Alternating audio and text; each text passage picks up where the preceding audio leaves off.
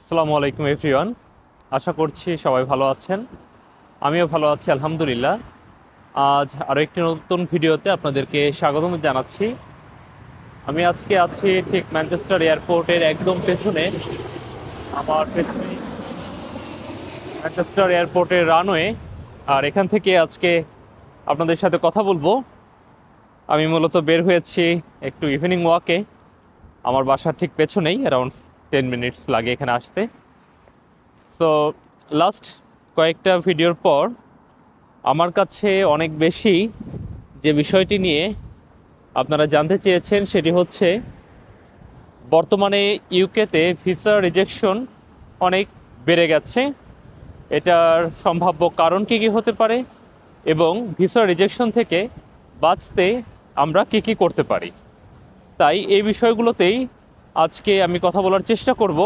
আশা করি আপনাদের উপকার হবে।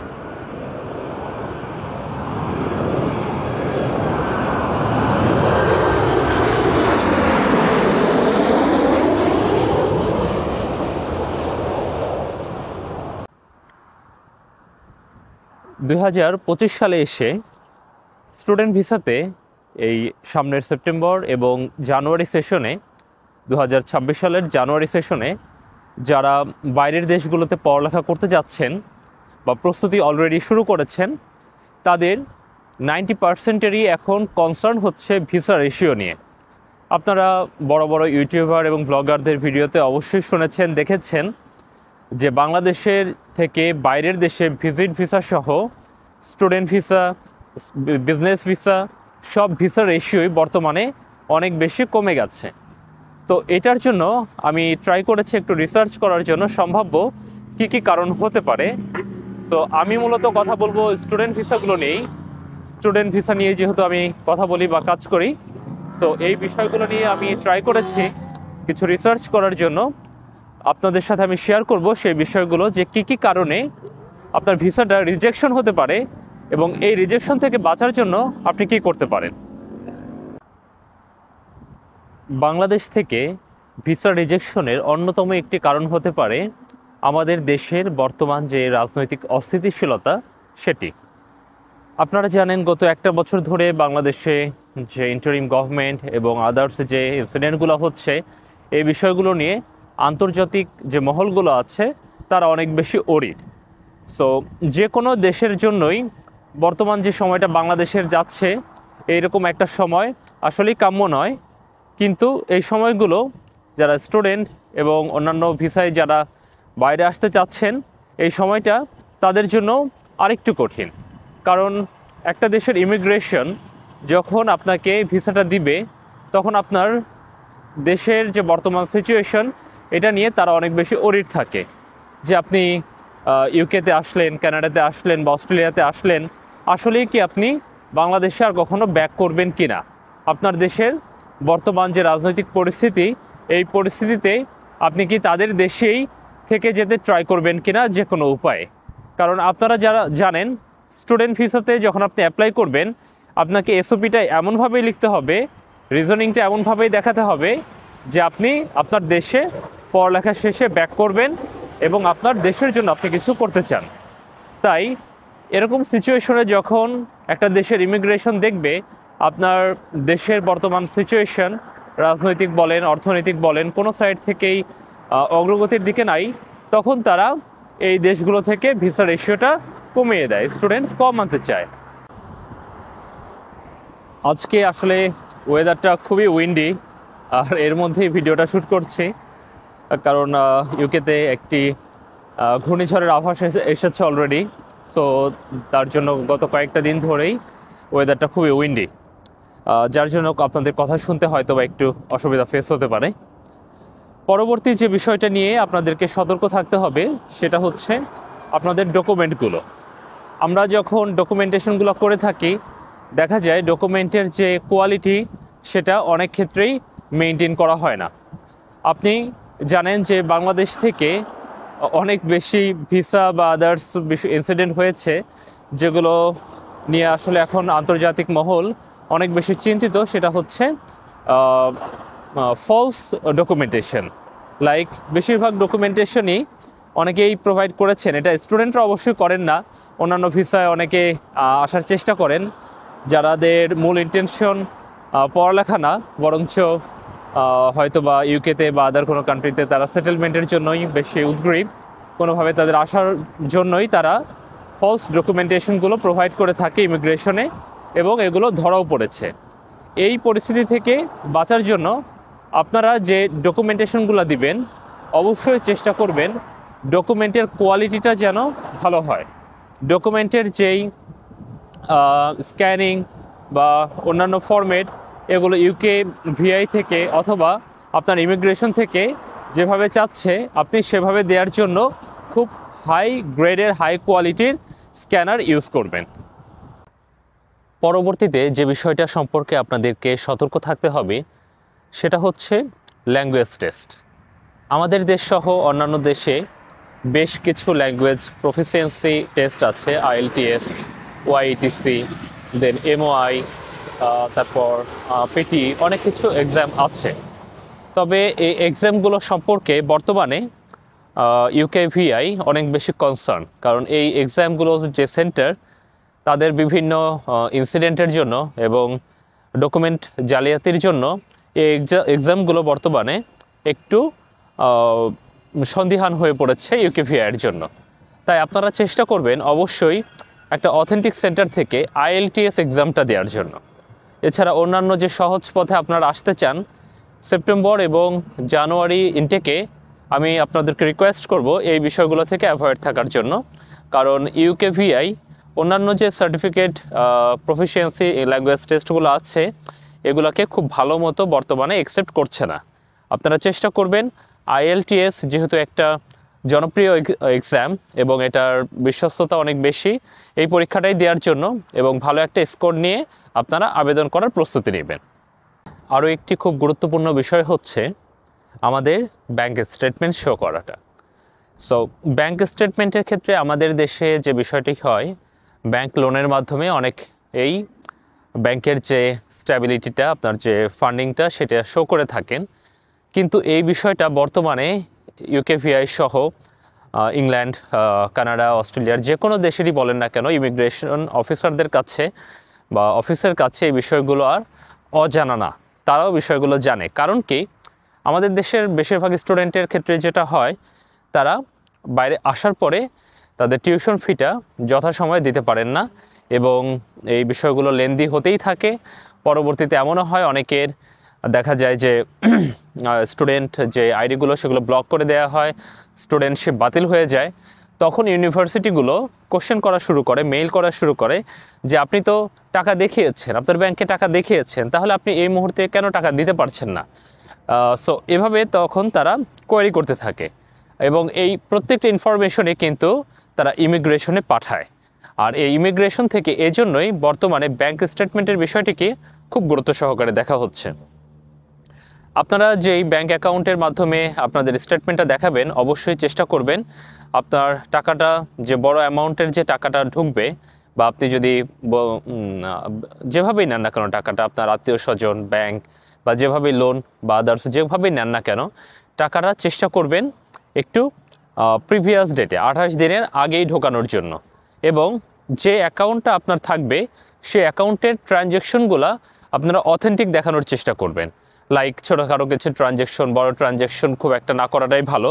ছোটোখাটো ট্রানজ্যাকশনগুলো আপনারা করতে থাকবেন, লাইক রেগুলার পারপাসে যে শো করার জন্য যে হ্যাঁ আপনার এই অ্যাকাউন্টটা আপনি ব্যবহার করছেন, এই অ্যাকাউন্টটা অথেন্টিসিটিটা প্রুফ করার জন্য আপনি আপনার যে ব্যাংক অ্যাকাউন্টটা থাকবে, যে কার্ডটা থাকবে, সেটাকে রেগুলার পারপাসে অন্তত 1 থেকে 1.5 মাস ব্যবহার করবেন। আর আপনার স্টেটমেন্টে যে টাইমটা থাকবে, টাইম ফ্রেমটা থাকবে। আর অনেকেই কোশ্চেন করে থাকেন যে আমরা কি ভিসা পাওয়ার পরপরই আমাদের ফান্ডিংটা ক্লোজ করে দেবো কিনা, অ্যাকাউন্টটা ক্লোজ করে দেবো কিনা। আমি পার্সোনালি রিকোয়েস্ট করব এই জিনিসটা না করার জন্য, কারণ বর্তমানে এমনও হয়েছে যে ইউকেতে আসার পর ইমিগ্রেশন অফিসার ফান্ডিং জানার জন্য মানুষকে দেখা গিয়েছে যে ব্যাংকের সাথে কোনো না কোনোভাবে তারা কন্ট্যাক্ট করার চেষ্টা করেছেন এবং অনেককে কিন্তু তাদের অ্যাডিকুয়েট ফান্ডিং বা ফলস ফান্ডিং দেখানোর জন্য ডিপোর্টও করা হয়েছে, এমনও আমি শুনেছি। সো এই বিষয়গুলোতে আপনারা সতর্ক থাকবেন। আপনি যেই অর্থটা খরচ করে ইউকেতে আসছেন সেই অর্থটা কোথা থেকে আপনি পেয়েছেন, ফান্ডিংটা কোথা থেকে আপনার হলো, আপনার স্পন্সরকে, এই বিষয়গুলো খুবই জরুরি ক্লিয়ারভাবে উপস্থাপন করাটা। তো এর জন্য আপনি যখনই, যদি এমন হয় যে আপনার টাকাটা আপনি দেখাতে চাচ্ছেন আপনার প্যারেন্টের কোনো একটা সোর্স থেকে নিচ্ছেন, অথবা আপনার নিজের কোনো একটা ইনকাম সোর্স থেকে নিচ্ছেন, অথবা আপনি কোনো একটা প্রপার্টি সেল করে আপনি পড়ালেখা করার জন্য বাইরের ফান্ডিংটা ম্যানেজ করেছেন, সেক্ষেত্রে আপনারা যেটা করবেন, আপনাদের যে প্রুফটা সেটাকে অবশ্যই অথেন্টিক রাখার চেষ্টা করবেন। এবং আমাদের দেশের বেশিরভাগ কাগজপত্র যেটা হয়ে থাকে বাংলায় থাকে, সেটাকে নোটারি করে দিতে হয় ইংলিশে। এই নোটারি করাটা খুব ইম্পর্ট্যান্ট। অ্যান্ড এই নোটারি করাটার ক্ষেত্রে আমরা সব সময় চেষ্টা করি যে লামসাম কোনোভাবে একটা কম খরচে কোথাও থেকে করিয়ে নেওয়ার জন্য, কিন্তু এই ভুলটা আপনারা করবেন না। আপনারা যখনই নোটারি করবেন অবশ্যই চেষ্টা করবেন ভালো রিকগনাইজ একটা ইনস্টিটিউট থেকে আপনাদের নোটারিটা করানোর জন্য। সেক্ষেত্রে যেটা হবে, আপনাদের যে ডকুমেন্টটা, এটার অ্যাকসেপ্টেন্সটা অনেক বেড়ে যাবে। কারণ ইউকেভিআই যখনই দেখা যাবে গুগলে সার্চ করবে আপনার নোটারি ইনস্টিটিউট বা আপনি যার মাধ্যমে করিয়েছেন তার সাথে যদি কন্ট্যাক্ট করার চেষ্টা করে, কোনোভাবে সামহাউ যদি করার চেষ্টা করে এবং সেটা যদি না করতে পারে, সেক্ষেত্রেও কিন্তু আপনার ভিসা রিজেকশনের হার অনেক বেড়ে যাবে। পরবর্তীতেই আপনাকে যে বিষয়টিতে গুরুত্ব দিতে হবে সেটি হচ্ছে, আপনি যে একজন জেনুইন স্টুডেন্ট সেই বিষয়টা প্রুভ করতে হবে। সেটা আপনি কিভাবে করবেন? আপনি যে বিষয়টিতে ইউকেতে যদি মাস্টার্স বা পিএইচডি করতে চান, সেই বিষয়টি, সেই সাবজেক্টটি আপনার পাস্ট একাডেমিক ব্যাকগ্রাউন্ডের সাথে ম্যাচ করে কিনা, অথবা ম্যাচ না করলেও আপনি কেন এই সাবজেক্টটি চুজ করতে যাচ্ছেন। লাইক এইসব দেশে যেটা হয়, ব্যাচেলরের পরেই সবাই সাধারণত জবে ঢুকে যায়। সো আফটার ব্যাচেলর আপনি কি এমন কোনো জব করেছেন কিনা, সেই জবটা আপনার বর্তমান যে সাবজেক্টটা আপনি চুজ করছেন তার সাথে কোরিলেট করে, বা এটা আপনার ফিউচার গ্রোথের সাথে হেল্প করবে। তো এইভাবে আপনাকে বুঝে শুনে আপনার পাস্ট একাডেমিক ব্যাকগ্রাউন্ড, আপনার অকুপেশনাল ব্যাকগ্রাউন্ড সব কিছুর সাথে সামঞ্জস্য রেখে আপনারা চেষ্টা করবেন আপনাদের সাবজেক্টটা চুজ করার জন্য। সেক্ষেত্রে আপনাদের ভিসা রেশিও অবশ্যই অনেক গুণ বেড়ে যাবে ইনশাআল্লাহ। প্রিয় বন্ধুরা, অ্যাট দ্য সেম টাইম আপনাদেরকে ইউনিভার্সিটি অথবা আপনারা যে ইনস্টিটিউটে আসতে চাচ্ছেন তাদের ক্রেডিবিলিটি নিয়েও একটু রিসার্চ করতে হবে। যে ইউনিভার্সিটিগুলো বা যে ইনস্টিটিউটগুলোর টায়ার 4 লাইসেন্স ইতিমধ্যে খুবই দুর্বল হয়ে গেছে, সেই ইউনিভার্সিটিগুলো অথবা সেই ইনস্টিটিউটগুলো আপনারা অবশ্যই অ্যাভয়েড করতে চেষ্টা করবেন। কারণ ইউকেতে অনেক ইউনিভার্সিটি এমন আছে বা ছিল যাদের ক্রেডিবিলিটি নিয়ে বর্তমানে ইউকে গভর্নমেন্ট অনেক বেশি সন্দিহান। তাদের এখানে আসলে স্টুডেন্ট আনাটাকেই প্রাধান্য দেওয়া হচ্ছে, not about the study. So এটাকে জাস্ট ইউকে গভর্নমেন্ট বর্তমানে জাস্ট মাইগ্রেশনের একটা রুট হিসেবে চিহ্নিত করতে যাচ্ছে, যে হ্যাঁ, এই বিষয়গুলো যেন কোনো ইনস্টিটিউট ইউজ না করতে পারে স্টুডেন্টদের থ্রুতে, জাস্ট কিছু মানুষকে ইউকেতে যেন ঢুকাতে না পারে। সো এই বিষয়গুলো আপনারা ইউনিভার্সিটি চুজিংয়ের ক্ষেত্রে অবশ্যই খেয়াল রাখবেন। আরও একটি বিষয় আপনাদেরকে খুব গুরুত্ব সহকারে দেখতে হবে, সেটি হচ্ছে আপনাদের পূর্বের যদি কোনো ভিসা রিজেকশন হিস্ট্রি থাকে, তাহলে যদি আপনি সেটা উল্লেখ করতে চান, তাহলে কেন আপনার ভিসা রিজেকশনটা হয়েছে সেই বিষয়টি আপনাকে ক্লিয়ার করতে হবে। এবং আপনি যে এই বিষয়টি ইতিমধ্যে কারেকশন করে নিয়েছেন সেই বিষয়টা আপনাকে আপনার যে ভিসা অ্যাপ্লিকেশন সেইখানে ক্লিয়ার করে বলতে হবে।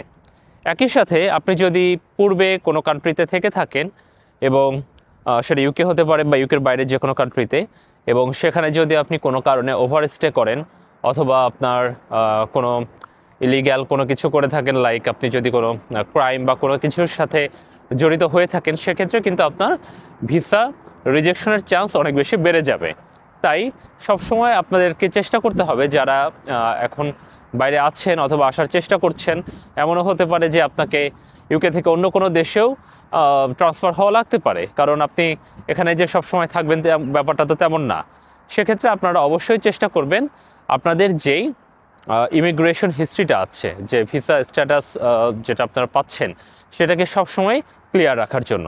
এটা আপনাদের জন্য ভবিষ্যতেও যে কোনো ভালো কান্ট্রিতে ভিসা পেতে অনেক বেশি হেল্পফুল হবে।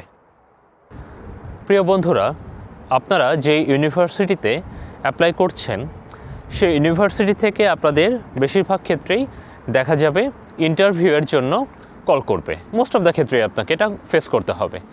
একই সাথে আপনাকে আরও একটি ইন্টারভিউ বর্তমানে ফেস করা লাগতে পারে, সেটা হচ্ছে ইমিগ্রেশন অফিস থেকে ইন্টারভিউ। সো এই দুইটা ইন্টারভিউতেই আপনাকে ভালো পারফরমেন্স করতে হবে।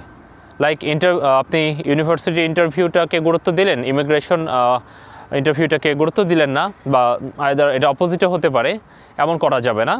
দুইটা ইন্টারভিউতেই আপনাকে প্রপার ওয়েতে বোঝানোর চেষ্টা করতে হবে কেন আপনি বাইরের দেশে পড়ালেখা করতে চান, কেন আপনি এই সাবজেক্টটি চুজ করেছেন, এবং আপনি এই সাবজেক্টটি পড়ালেখার মাধ্যমে আপনার ফিউচারে কি গ্রোথ আনতে পারবেন। সো এই বিষয়গুলো আপনাদেরকে প্রুফ করতে চেষ্টা করতে হবে। এবং সার্টেনলি আপনাদেরকে ইংলিশ প্রফিসিয়েন্সিতে অনেক বেশি ভালো হতে হবে। লাইক আপনার IELTS অথবা MOI অথবা যে সার্টিফিকেটটি আপনি দেন না কেন, সেটার সাথে আপনি যখন কথা বলছেন সেটা কোরিলেট করলো না, বোঝা গেল যে হ্যাঁ আপনার যে ইংলিশ প্রফিসিয়েন্সি এবং আপনি যে টেস্ট রেজাল্টটা দিয়েছেন সেটা মিলছে না, সেক্ষেত্রে আপনার ভিসা পাওয়ার চান্স অনেক বেশি কমে যাবে। আমি আশা রাখছি আমার এতক্ষণের আলোচনা আপনাদেরকে কিছুটা হলেও হেল্প করবে, এবং আপনারা নিজেদেরকে, আমি যে বিষয়গুলো উল্লেখ করলাম, আরও অনেক বিষয় আছে অবশ্যই, আমি যে বিষয়গুলো উল্লেখ করলাম এই বিষয়গুলো আসলে অনেক গুরুত্বপূর্ণ। আমার বিশ্বাস আপনারা এই বিষয়গুলোতে ইমপ্রুভমেন্ট আনার চেষ্টা করবেন, এবং আপনাদের বাইরে আসার যে স্বপ্ন, বাইরে পড়ালেখা করার যে স্বপ্ন, ইনশাল্লাহ সেটা অবশ্যই কবুল হবে। কিন্তু আপনাদেরকে অবশ্যই পরিশ্রমী হতে হবে, আপনাদেরকে নিজেকে প্রস্তুত করতে হবে। ভিসা রেশিও কমে গেছে সত্য, কিন্তু ভিসা হচ্ছে না এমনটি কিন্তু না। অবশ্যই ভিসা হচ্ছে, আপনার অথেন্টিসিটি আপনাকে প্রুফ করার চেষ্টা করতে হবে, এবং আপনি আপনার গোলে ঠিক থাকবেন। অবশ্যই আপনার ভিসা হবে, সেটা ইউকেতে হোক, কানাডাতে হোক, অস্ট্রেলিয়াতে হোক, অথবা ইউএসএতে হোক, যে কোনো জায়গাতেই আপনি অবশ্যই ভিসা পাবেন, এবং আপনার স্বপ্নে আপনি অটুট থাকতে চেষ্টা করবেন। ধন্যবাদ, দেখা হবে নেক্সট কোনো ভিডিওতে। আমাদের ভিডিও ভালো লাগলে লাইক, কমেন্ট বা শেয়ার করতে পারেন। আর আরও একটি ইম্পর্টেন্ট বিষয়, আমাদের চ্যানেলটি ইতিমধ্যে মনিটাইজেশনের জন্য অ্যাপ্রুভ হয়েছে, হয়তোবা খুব তাড়াতাড়ি রেভিনিউ জেনারেট শুরু হবে।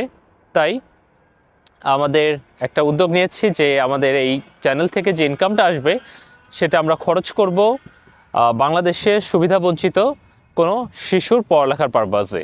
পুরো ইনকামটাই আমরা সেই পারপাসে ইউজ করতে চেষ্টা করব। তাই আপনারা আমাদের ভিডিওগুলো দেখবেন এবং লাইক, কমেন্ট, শেয়ার করবেন। এর মাধ্যমে আপনারাও একটা মহৎ কাজের সঙ্গী হতে পারেন। ধন্যবাদ সকলকে।